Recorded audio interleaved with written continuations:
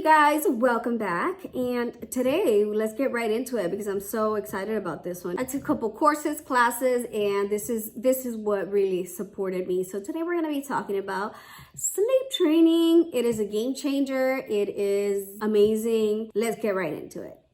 So we decided to start sleep training at month 8. Again, with everything, I'm going to say follow your heart. You know in your heart of hearts when it's right for your baby, when you know like you're ready for it, because emotionally both parties have to be ready and meet in the same place. Be kind with yourself, be kind with your baby. Again, it's something absolutely new to both parties. So baby is just new to this planet as a whole. So be patient with them and be kind with them. So we started at month 8 and I'm just going to share my experience and how it went. You can totally Google the different methods, but this is what worked for us. So at month 8, I expressed to Jorge, I was like, you know what? I think I'm ready. I think I'm ready for her to sleep in her own bed. I'm ready because I just feel like even though she's in my bed and I love it and I have that connection and I love having her there, I'm not resting all the way. I'm not getting deep sleep because she's there and I'm checking and making sure she's okay. So let me backtrack. She used to sleep in her bassinet.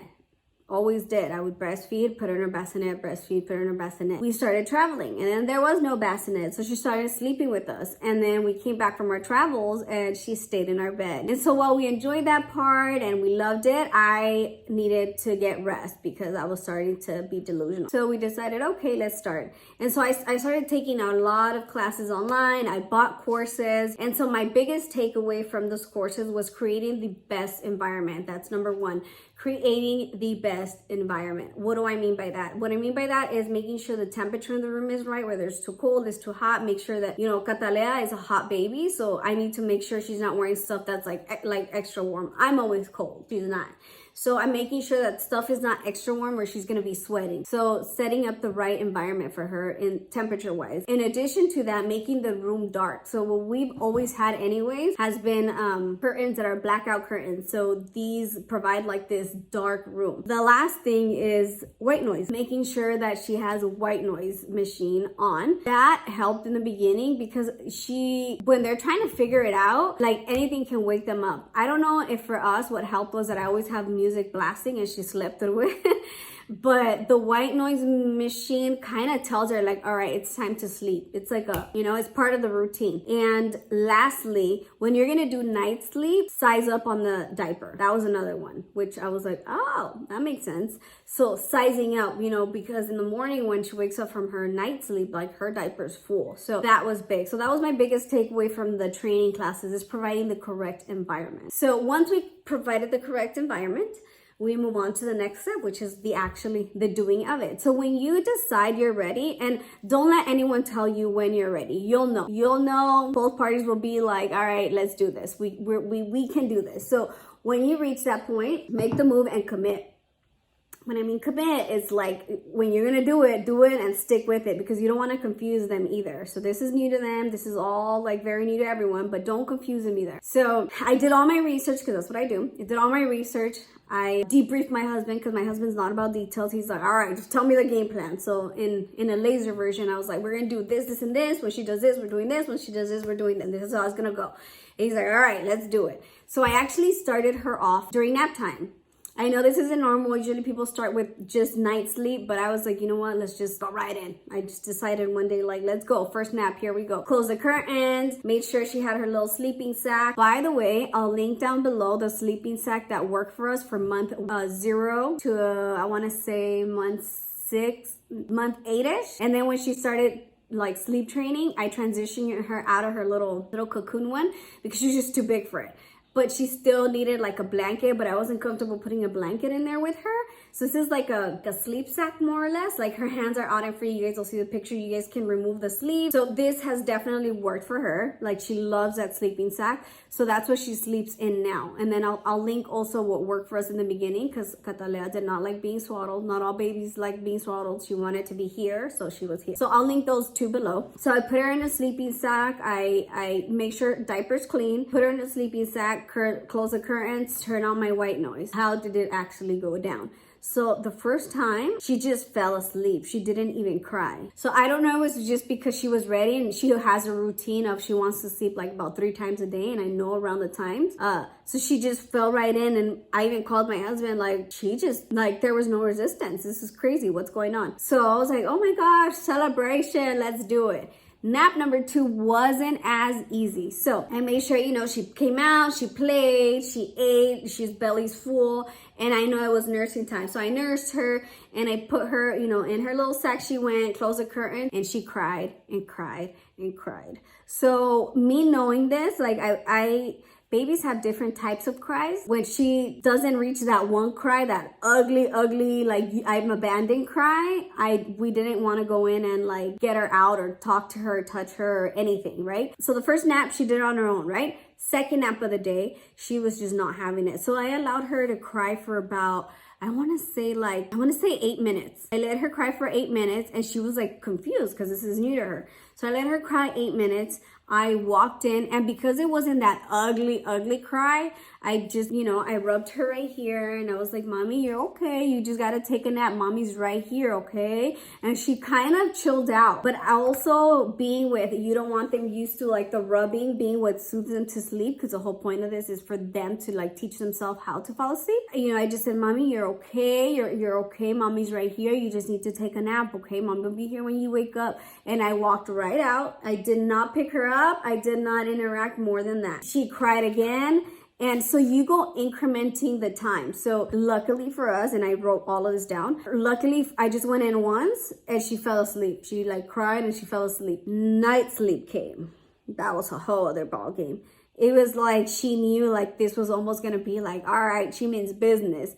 So we put her down, and this is when I was already kind of tired of the day, and that's when I was like, all right, babe, this is all you. We put her down to sleep. She goes to sleep at around 8, and she cried. We walk in at 5 minutes, right? Jorge went in and said, baby, you're okay. Mommy's here, daddy's here. You just need to go to sleep. Walked right out. She cried. We let her cry 10 minutes. At minute 10, she's still crying. And I was like, oh my God. And so something that might support you is the monitor. I put it on like low. I put it on low because the crying, like emotionally, I want to cry. Everyone wants to cry. So I kept myself busy. I started doing laundry. I was like, I need to move because I'm going to go crazy here. So she was crying. At minute 12, because we went in increments. And honestly, there's like tables, the Ferber method. There's different tables. There's the crying out method. There's different time increments. We set the times beforehand. So we would go in at a minute 5, 10, 12, and respectively. So at minute 10, she was crying. Jorge went in again and was, Mommy, you're okay. And she was still crying. So at minute 12 after that, Jorge walked in, and I was like, pick her up because she's crying that ugly cry. So he picked her up and said, Mommy, you're okay. So the minute he picked her up, it's almost like just reassuring them that they're not abandoned, because that's a baby's biggest fear. And you guys, like, she was just like, and daddy held her and said, you're okay, mommy, you're okay. You're going to be okay. We just need you to go to sleep. You're going to be fine. He set her down. I kid you not. She cried for like 3 minutes. She was out. So it's just knowing where your baby is at, being patient, being kind. This is new to them. So don't get frustrated, even though that's hard at times, and maybe tag teaming him. I knew that I was kind of like tired and done for the day, so I needed him to step in, and he did. He did the walking in, and yeah, it's been a game changer. She sleeps, she goes to sleep at 8, wakes up at around 12 for a feeding, sleeps again, wakes up at around 5, 6 for a feeding, and then she'll sleep through like 10, 11 sometimes. So she's, she's a great sleeper, but it's a sense of independence now, and I think it's good for her self-confidence. Like, she can put herself to sleep. And well, yeah, it was hard. It was hard for about, she got it down 100% down on day like 5. On 5, she was on autopilot, good to go. So during the day, nap time, it's like she got caught on faster, but it was that night sleep. I don't know why, for whatever reason. So just having a routine for them, for night sleep, we get her in her PJ, we read her a book, turn on the white noise machine. It's already dark in there because it's night, and she's out. It was just establishing a routine for night sleep is big too, I think, like reading a book or having a routine for them, sizing up on that diaper, it's much more comfortable for them. And it's been a game changer. I feel like I'm so much more rested. I remember like I woke up like, man, like, is this what it is to sleep again? So yeah, that's definitely it. And again, for those of you who are going to give it a try, be patient with one another. Have a game plan. Like, let's go in at minute this, and this. Like, even if it goes out that far, and like, we're not giving up. And let them know we're here for you. We're here supporting you. You're not by yourself. We're outside. You're okay. You got this, mama. So again, for us, the times were 5 minutes, 10 minutes, 12 minutes. So you want to go increasing the windows, right? So I remember that on night 3, we waited to, usually we would wait 5 minutes, and if she was crying, we would go in. So it was like, you know what? She's almost out. And sure enough, like night 3, it was like at 8 minutes, and she was like, So I was like, let's not even, so it's okay to change those windows depending on what you're hearing. And again, if they start crying that ugly cry that right here hurt you as a mama or a papa, walk in. Like, it's okay. Like, you follow your heart. There's all these different methods that say, no, don't walk in at all. You're teaching them wrong. Like, don't let it be a crutch. But when it's that cry, and it's okay. Like, for me, like, Jorge picked her up, and that's all she needed in that moment. Gave her a hug. We don't turn on the lights, by the way. Do all of this in the dark, and you're okay. You got this. You're gonna go to sleep. You're gonna be fine. Mommy's right here. We love you. Kiss. Put her back in bed. And that's literally what she needed in that moment. And that was it. And again, it's a lot of like listening to yourself, intuition. I learn a lot just to kind of get an idea, but I also listen to us and what feels right for us. So be okay with that. Be okay with that. Ask for support from your partner. I knew that if I went in, it was gonna be over, and it was gonna be emotional on both parties. Jorge is more like neutral, and he was like, no, I got it, babe. And so I kept busy, and sure enough, she got it down. And yeah, so it's been amazing. Let me know what other things have supported you as parents, if you're sleep training, or what age you guys decided you guys were ready. Because again, not all babies are the same. So for us, it was month 8. I know a lot of pediatricians say, yo, at month 6, they're ready. They can sleep through the night, For us, Catalea still feeds twice at night, and I'm okay with it because it's literally a night feed where like she cries like, I go, and this is again all in the dark, no lights come on. I go, I breastfeed. She eats literally like in less than 5 minutes, like the girl gulps, and then she's like, I put her right down. There's no like, hi mommy, you're hungry. No talking. It's straight to business. Put you down, and she sleeps again. So that's what's worked for us.